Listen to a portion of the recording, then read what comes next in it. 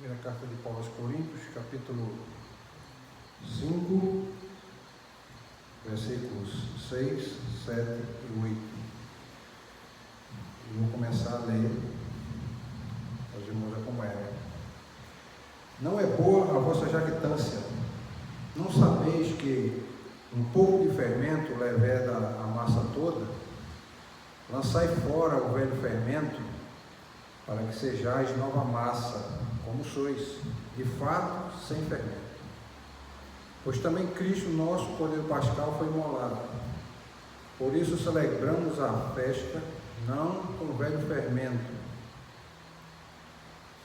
nem com o fermento da maldade e da malícia, e sim com os, no caso, pães asmos da sinceridade e da verdade.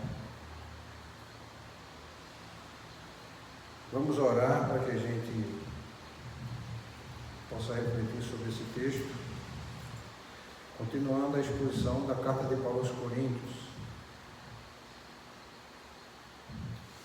Meu Deus, estamos mais uma vez aqui, Senhor, de joelhos na Tua presença, com nossos corações e nossa alma ajoelhados, amém. Pede ao Senhor que perdoe os nossos erros, nossas falhas, que nos limpe de todo o mal, que nos faça refletir a Tua luz, Senhor. Que o Espírito Santo de Deus faça morada cada vez mais em nossas vidas. Que esse texto que a gente está lendo, a gente possa compreender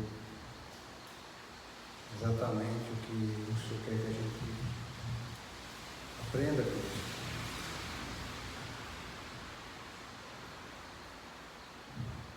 Senhor, é isso que eu te peço em nome de Jesus, amém. Veja, meus irmãos, a igreja, esse texto é um texto bastante conhecido, porque ele é a continuação daquela exposição a respeito da imoralidade da igreja. E aqui eu coloquei um título do sermão como princípios de convivência com pecadores dentro da igreja. Como devemos nos comportar?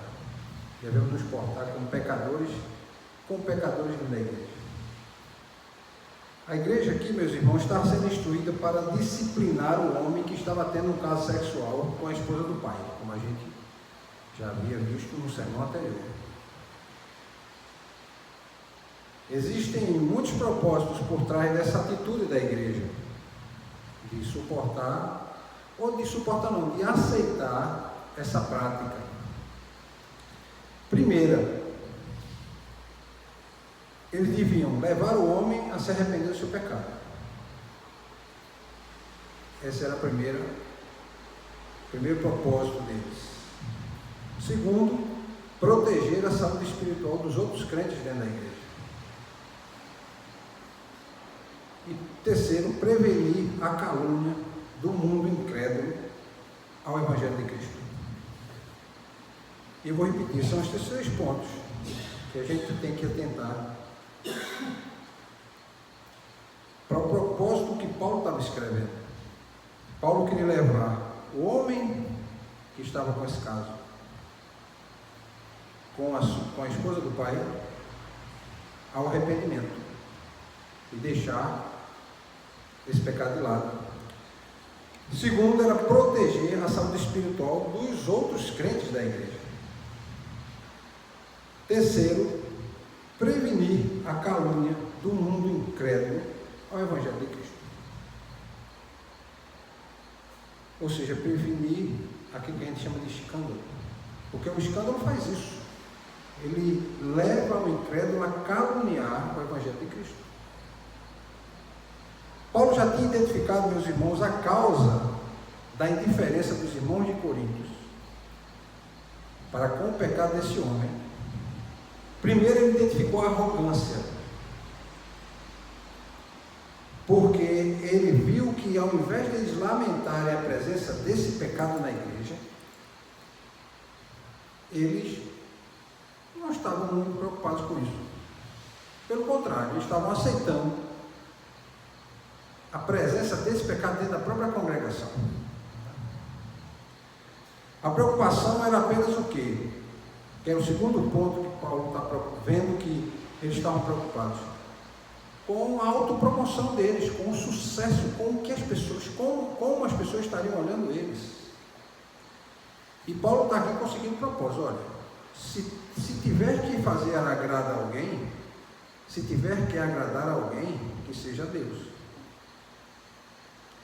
E não aos incrédulos.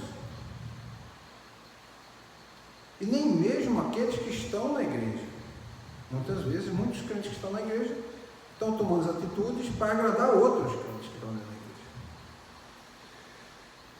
E Paulo diz, olha, não é boa a vossa jactância, ou seja, esse orgulho por achar que estão fazendo certo. É aquela história de se orgulhar porque é humilde. Né? Eu me orgulho porque eu sou humilde. Eles aqui estavam se orgulhando pela prática de amor que eles diziam ter. Então eles ostentavam isso. Isso era claro nos escritos de Paulo. Mas Paulo quer usar um exemplo simples para tentar mostrar o que é que eles na verdade estavam, qual o perigo que eles estavam incorrendo. E ele usa a metáfora de um pão e de fermento. Ele diz aqui, não é boa essa vossa jactância. Ou seja, essa ostentação, esse orgulho, essa arrogância de vocês. Não sabeis que um pouco de fermento leveda toda a massa?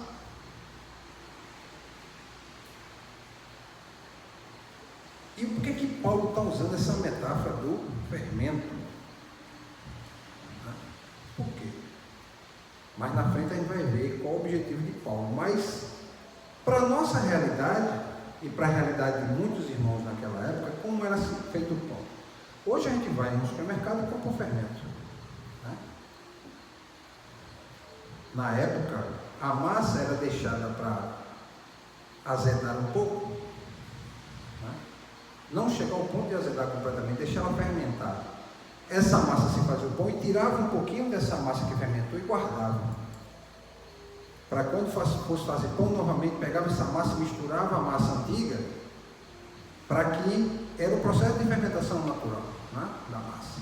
Hoje não, a gente compra o fermento, coloca na massa e a gente consegue fazer o pão. Antigamente não. Eu lembro quando era criança que ainda faziam pão aqui em algumas padarias dessa forma. Guardavam um pouquinho de massa que já estava levedada, né? Ou seja, tinha criado uma cultura de bactérias, e a bactéria, no caso, benéfica, né? Ela vai comer o amido da massa do trigo e ela libera CO2, gás carbônico, por isso que faz as bolhas de ar e o pão cresce. Aí o que é que eles faziam? Eles guardavam um pouquinho da massa que havia crescido no dia anterior, né, para ser usada numa nova fornada de pão. Esse pedaço, eles usavam o quê? Eu vou fazer o pão amanhã, eu vou pegar um pouco daquela massa e vou jogar no meio e misturar, o suficiente para fazer ela fermentar. Esse pedaço fazia o quê? Espalhava, um pequeno pedaço, espalhava a fermentação por toda a massa. Por toda a massa. Então Paulo estava dizendo, olha, do mesmo jeito, da mesma forma, da mesma maneira que o fermento, se não souber ser usado, ele tanto pode fazer o pão crescer, ou seja, fazer o corpo de Cristo aumentar, como pode fazer apodrecer a massa toda e o pão não servir. E eu já vi casos assim, de quando era criança, fazerem pão com fermentação natural e a massa estragar e não servir para mais nada.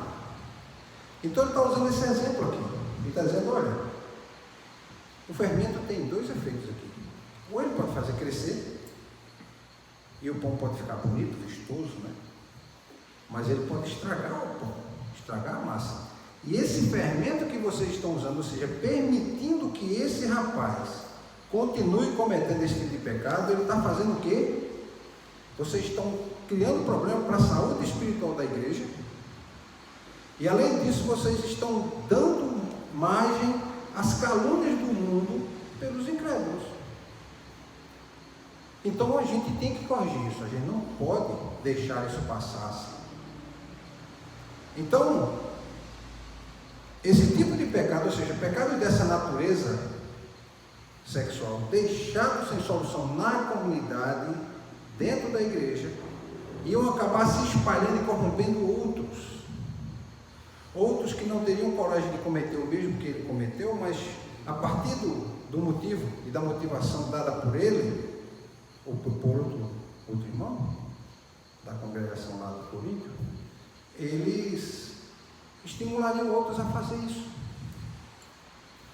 Ou seja, deixarem aberto, né, e sem arrependimento do pecado, sem arrependimento dessa atitude equivocada,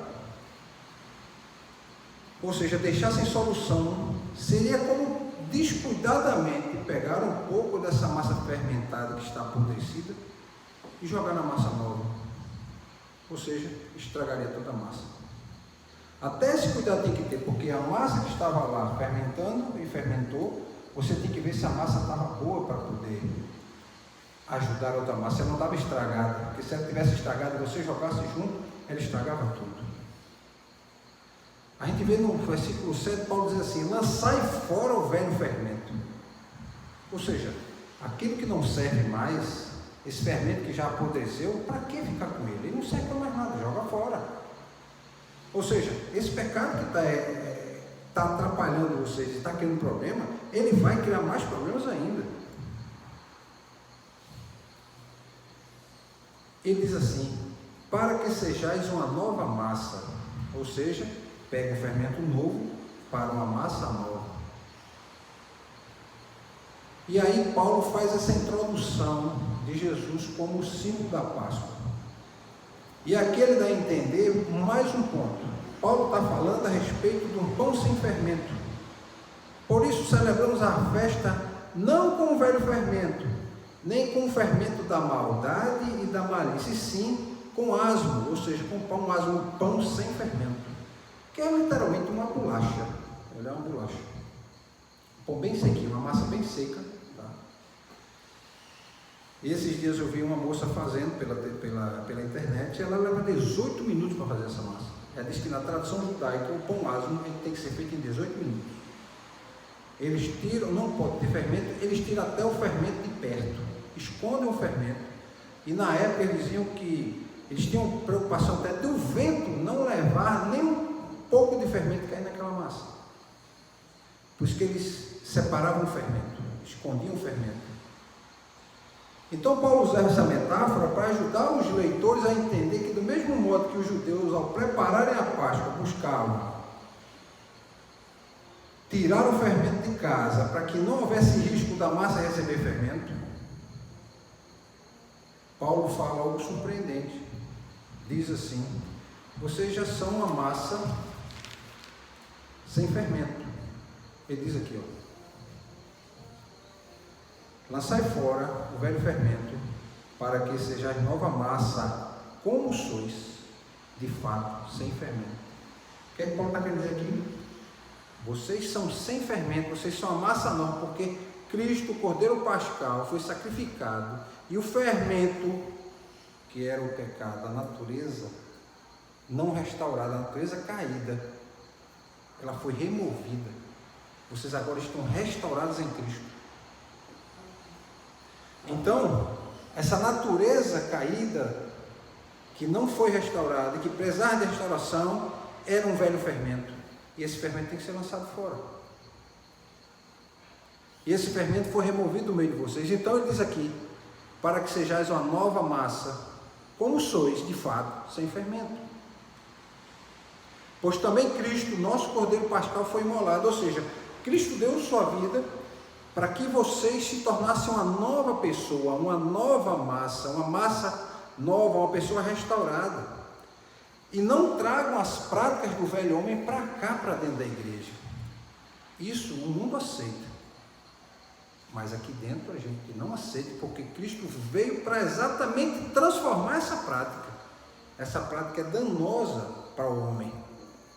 Ela traz problemas, mágoas, traz problemas de feridas na alma, sofrimento, mágoa, amargura. Ela vai trazer problema. Então ele diz aqui, ó, então vivam de acordo com o que já são, um povo perdoado e separado em Cristo. Era isso que Paulo estava querendo dizer aqui. E Paulo vai perguntar uma coisa, né? E a gente também pode perguntar uma coisa. A gente pode perguntar algo, pode perguntar, por que os cristãos de Corinto permitiram que o pecado pelo qual Cristo morreu continuasse a ser flagrantemente praticado entre eles? O que é que levou aos cristãos de Corinto a permitirem que esse pecado de impureza sexual, que é bem detalhado no texto, né, onde diz que alguém que se atreve a possuir a mulher do seu próprio pai. Paulo está chamando a atenção, meus irmãos, que a vida cristã ela tem que ser marcada por coisas que caracterizaram a Páscoa, que é a salvação em Cristo, a libertação do pecado, ou seja, você deixa de ser escravo do pecado e passa a ser servo de Cristo. Começa a ter uma vida abundante, uma vida onde a alegria ela permanece independentemente da situação, porque o maior fato que poderia acontecer na sua vida, que pudesse trazer felicidade e alegria, já aconteceu. Foi Cristo ter morrido, ter entregado sua vida, e agora você é transformado numa nova pessoa, numa nova massa. Então, além de uma nova massa, você tem o quê? Um novo fermento. E ele quer dizer que a gente tem que usar esse novo fermento. Esse novo fermento é Cristo. Ele não vai estragar a massa. Ele não vai levedar a massa. Ele não vai fazer a massa apodrecer. Ele vai fazer a massa crescer. A gente vê aqui no versículo 9, eu vou ler esse ponto no versículo 9, embora vou continuar pregando ele semana que vem, mas vou falar para os irmãos já começarem a tomar atenção num ponto. Algumas vezes eu dizia para os irmãos aqui, Paulo escreveu outras cartas além dessa de Corinto, e ele diz no texto. E os irmãos se surpreenderam, alguns se surpreenderam, e está aqui o texto. Já em carta vos escrevi que não vos associei com os impuros. Ou seja, essa é a primeira carta de Corinto que chegou até nós, irmão André. Mas Paulo tinha escrito uma anterior. Ou seja, provavelmente essa carta pode ser a segunda carta de Corinto. Ele diz, não vos associeis com os impuros, ou seja, ele ainda deixou dito o tema da carta. A gente não sabe porque essa carta se perdeu. Essa carta perdeu-se com o tempo. Mas Paulo pelo menos deixou para a gente dizendo, olha, eu disse para você não se associar com os impuros, ou seja, havia impureza, tanto na igreja como no mundo. E Paulo está atacando isso. Então Paulo chama a atenção para que a gente se reúna para celebrar o quê? Ele diz aqui no versículo 8, celebremos a festa, não com o velho fermento, nem com o fermento da maldade e da malícia, e sim com os asmos da sinceridade e da verdade, ou seja, que haja verdade e sinceridade no nosso louvor, na nossa adoração. Então Paulo está dizendo assim, olha, vamos celebrar o perdão que nós recebemos pelo sangue de Cristo. Nós quando nos reunimos, irmão André, irmã Clarice, é para celebrarmos o perdão que nós temos em Cristo, por seu sangue. Então, por isso, não deveria haver a convivência com o fermento do quê? Da malícia, da impureza, da imoralidade. Mas sim, deveria haver sinceridade na vida de cada um, no louvor e na adoração a Deus. Essa é uma preocupação de Paulo. Viver a vida com verdade e com sinceridade. Viver a vida completamente nova em Cristo, não a velha vida. Nesse ponto aqui a gente vê que Paulo revela outra carta que ele escreveu. Essa carta, ela pode ser chamada de 1 Coríntios, a gente não tem ela, mas vamos dizer que a carta de 1 Coríntios já tenha sido escrita. Essa é a segunda carta de Coríntios. A referência feita mostra, nessa referência que Paulo fala, mostra que Paulo escreveu a ele sobre algo que aparentemente havia ignorado. Ou seja, não deviam se associar com pessoas que praticam imoralidade sexual.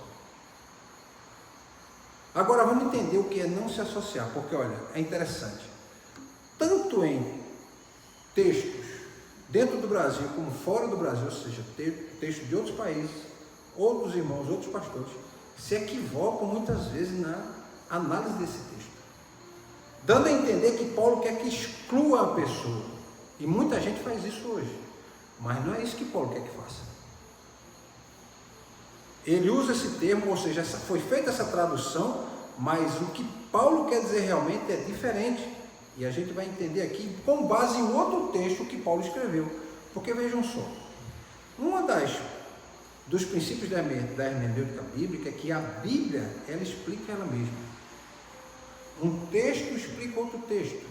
Um texto complementa outros textos. Onde não há clareza na exposição, a gente pode ir para outro texto, e porque há uma harmonia central na Escritura Sagrada.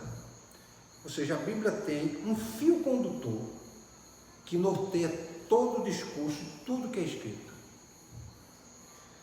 E a gente vai ver Paulo escrevendo aos irmãos de Tessalônica a respeito desse assunto, e ele diz assim, Paulo ele vai esclarecer que ele não quer dizer que deveria se dissociar, ou seja, se desligar completamente da pessoa.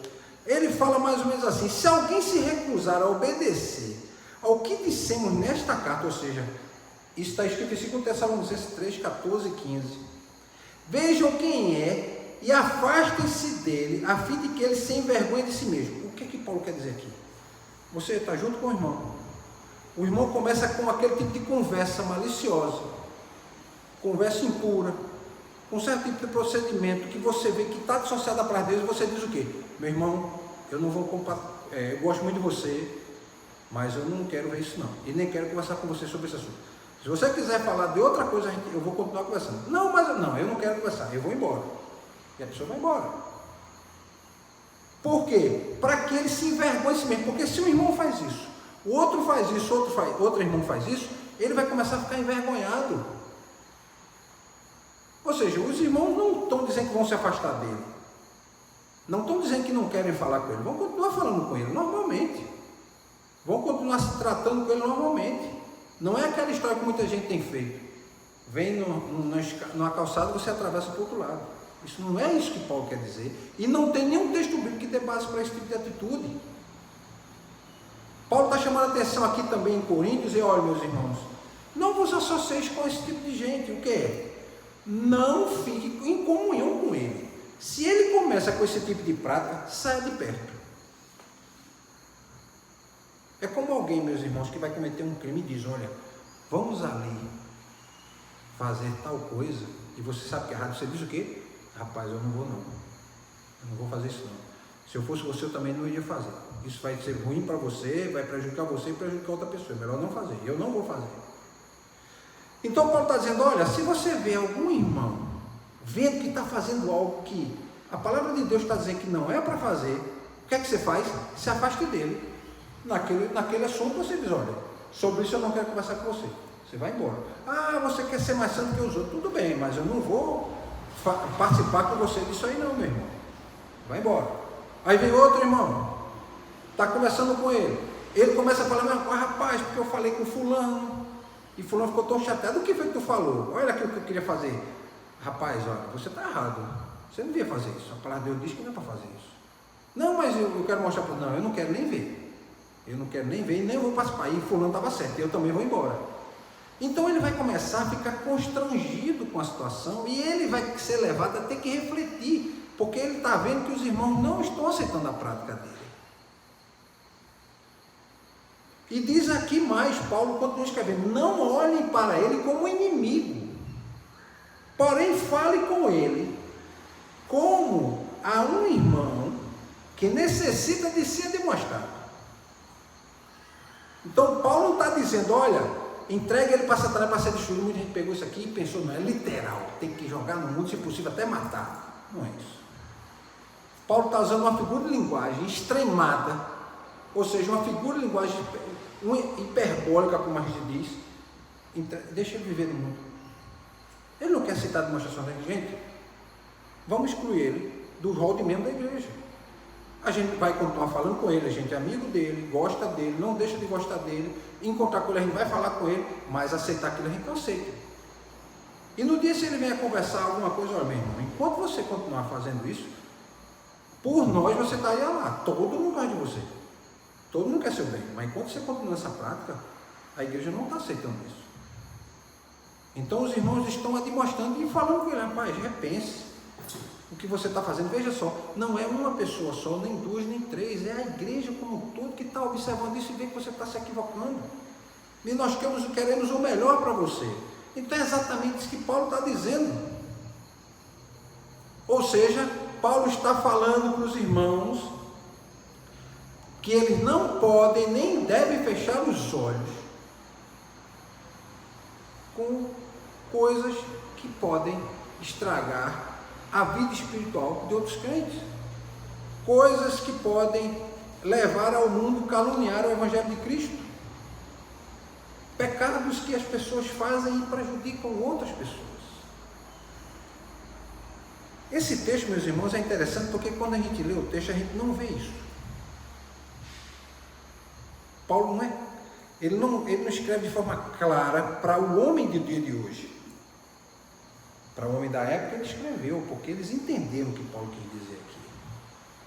Para quem nunca fez pão na vida, ler esse texto aqui ele não vai entender. E como eu já fiz pão e eu gosto de comer pão e eu gosto de fazer, eu estava entendendo muito bem o que ele está dizendo aqui. Se o fermento tiver vencido e você jogar na massa, a massa não cresce. Estraga. Ela estraga, o pão não cresce. É impressionante. Se você pega não coloca a dosagem correta de fermento na massa, ela também não cresce. Se você coloca massa demais e fermento de menos, ela também não cresce. Se faltar alguns ingredientes na massa, o pão não cresce. Se o fermento não for de boa qualidade, o pão não cresce. Se o fermento for em excesso, a massa, ela simplesmente também não vai prestar, porque ela vai esborrar a forma toda e vai ficar um pão muito... não vai prestar para comer. E ele usou esse exemplo.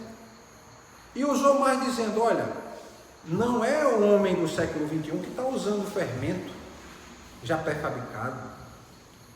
É para a gente que vai fazer pão usando uma massa velha. Pega um pouco de água, mistura com a massa e deixa num canto para ver ela fermentar, naturalmente. Demora uns 2, 3 dias para fermentar. Aí depois ele vai lá, tira um pouquinho, joga na massa e mexe e deixa lá um pouco para ver se a massa cresce. Se a massa não cresceu, vou botar mais um pouco, aí bota mais um pouco. Então todo esse processo de colocar mais um pouco é o quê? É corrigir os erros que muitas vezes a gente vê dentro das igrejas, os erros sendo cometidos, e quando alguém fala, muitos não gostam. Mas quando há unidade, meus irmãos, vai acontecer exatamente isso aqui. Essas são as lições que a gente vai ter que entender. Primeiro, a gente não pode fechar os olhos e nem se envolver com pecados sem arrependimento. E muitas vezes na igreja a gente aceita. A gente sabe das histórias, a gente sabe das conversas, dos irmãos que às vezes estão fazendo coisa errada, e a igreja sabe. E isso eu não falo nossa igreja, eu falo a igreja como um todo. Quantas igrejas a gente não sabe de problemas que estão acontecendo e ninguém trata? E aquilo está estragando a massa. Isso não deve ser permitido, porque está ameaçando o quê? A saúde espiritual da igreja. Imagina uma liderança em adultério, meus irmãos. E não é só um líder, é a liderança como um todo. Como a gente já viu em outros casos, em outras igrejas. A igreja não cresce. Porque as pessoas pensam que as pessoas lá fora não sabem, todos sabem. Ninguém consegue esconder um candeeiro aceso, uma vela acesa, uma lâmpada acesa, em cima de um monte, com tudo escuro ao redor. Quando você acende a luz, a gente vê, por mais distante que esteja. A mesma coisa é um pecado que está sendo escondido, às vezes aceito, né, dentro da igreja. O mundo está vendo, e aquilo serve o quê? Serve o que a gente chama de usar de escândalo. E o escândalo é o quê? Caluniar o Evangelho de Cristo. E a gente não deve deixar por conta de quê? Para que não se prejudique a reputação de Cristo aos olhos do mundo. E o que é que a gente tem visto tanto? O nome de Cristo está cada vez mais perdendo valor na boca das pessoas. Cada vez mais. Está perdendo valor. Antigamente as pessoas tinham um certo respeito quando você falava do Evangelho. Hoje, as pessoas já muitas vezes não querem nem saber, não respeitam e não dão muita atenção. Por conta de que muitos desses casos que eram aceitos, permitidos, e as pessoas estão observando. E por último, meus irmãos, a congregação não deve se associar com aqueles que afirmam ser crentes e que ostentam o seu pecado sem culpa e com a maior naturalidade. E se associar aqui é não estar em comunhão com ele. Não quer dizer que ele torna-se inimigo, porque eu li o texto aqui em 2 Tessalonicenses 3, 14 e 15, que Paulo está dizendo isso. Você tem que fazer com que ele se envergonhe pela sua ausência, em você dizer que não participa com ele disso. Ele pode chamar para qualquer outro tipo de atividade, você vai com ele, mas para esse tipo de atividade você não vai. Aceitar o que ele está fazendo, não aceita.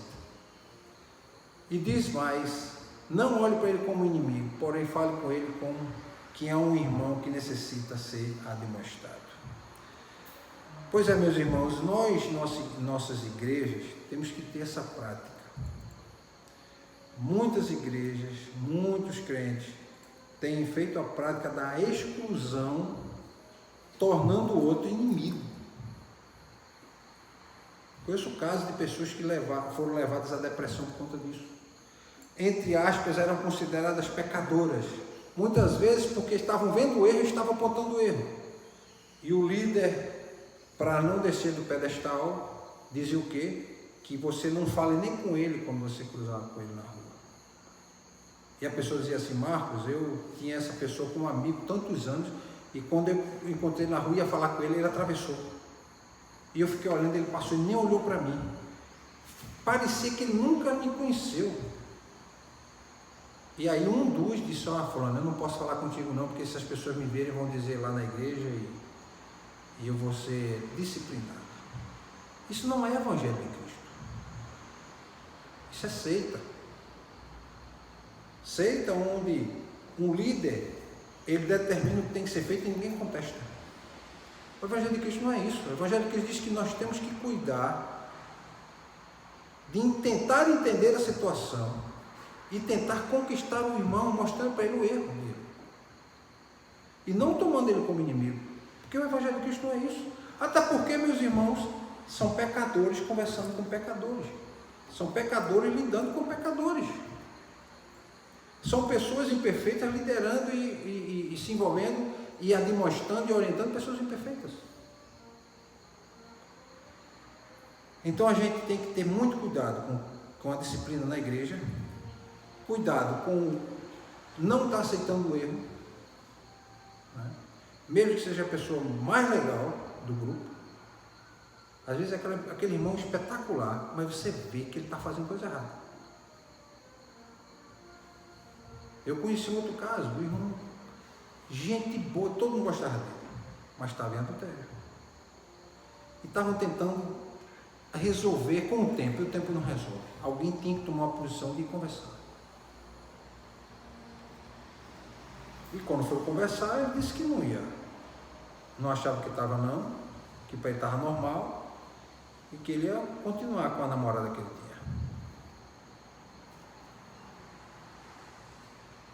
E ele terminou deixando a igreja. Foi para outra igreja.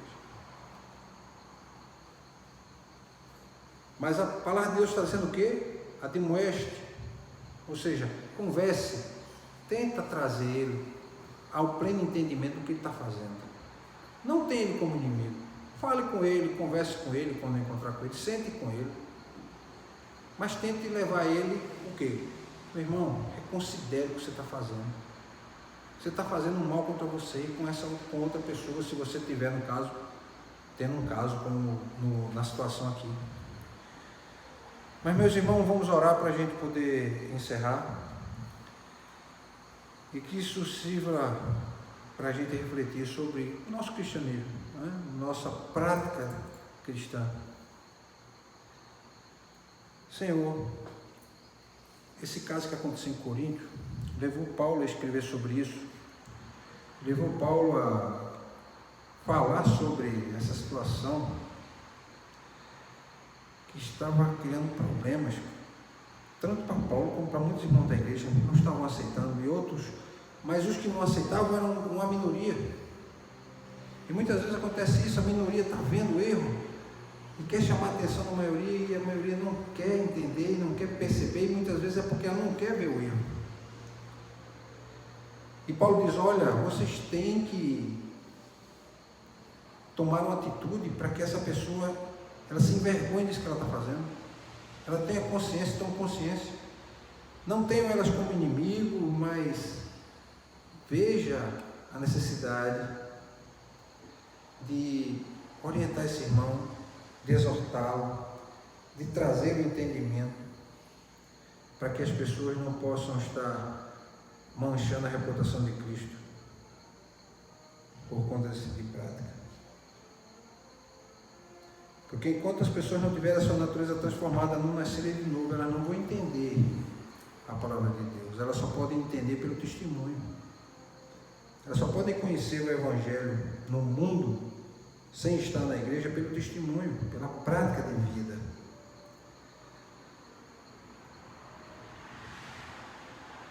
Senhor, esteja nos concedendo misericórdia e sabedoria.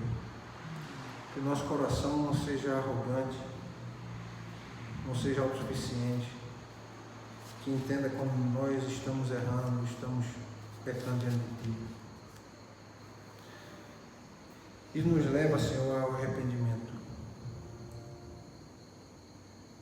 E que a gente esteja unido para proteger a saúde espiritual de todos. É isso que eu te peço em nome de Jesus. Amém. Amém.